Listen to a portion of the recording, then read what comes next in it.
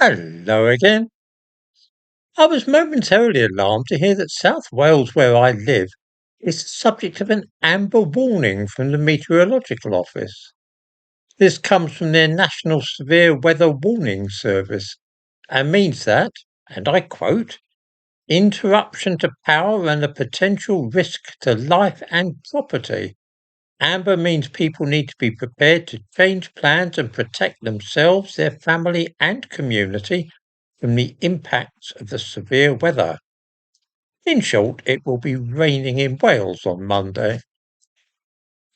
I live about 50 yards from the River Usk, and its level does rise from time to time, but I seriously doubt that it will be flooding its banks, and neither do I think that there will be power cuts. In short, this is all a lot of nonsense. It's always raining in Wales, not because of global warming, but because the clouds come in from the Atlantic Ocean due to the prevailing winds, and their moisture is deposited in Ireland and Wales before they reach England. That's why Ireland is sometimes known as the Emerald Isle, because it is so green due to being wet and a good place for plants to flourish. I don't believe that there's more rain than there was 30, 50, or 100 years ago, any more than there is more wind, snow, or sunshine.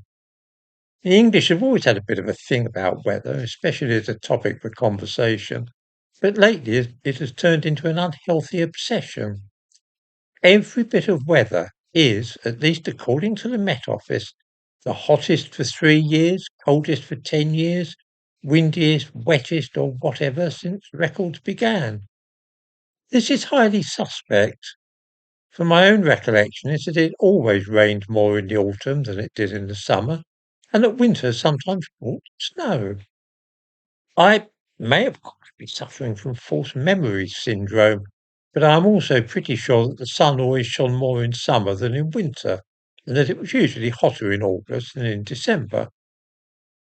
Of course, being of such an advanced age, I have a lot of memories to draw on and compare modern weather with. Take snow, for instance. I know that it snowed on Boxing Day in 1962, and that the snow and ice didn't thaw until the spring. I remember it. I also remember when it snowed in June in London. That was 1975. Many of us remember the following year, 1976, as being very hot and sunny. And we know that despite all the talk about global warming, we have not had such a summer since then. What is going on is not that the weather is growing more extreme, but that our reactions to the weather are becoming pathological.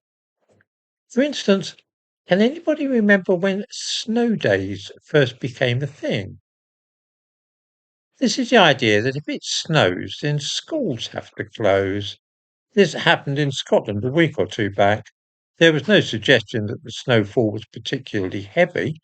It was a mere fact that it had snowed, which meant that teachers and children all had to stay at home. I know this was not a thing in Britain in the 1980s and 1990s because I was working at schools for some of that time.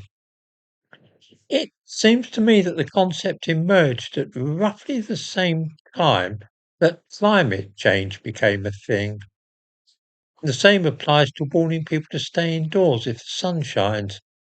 I rather suspect that all this hysteria began when we started to become worried about global warming.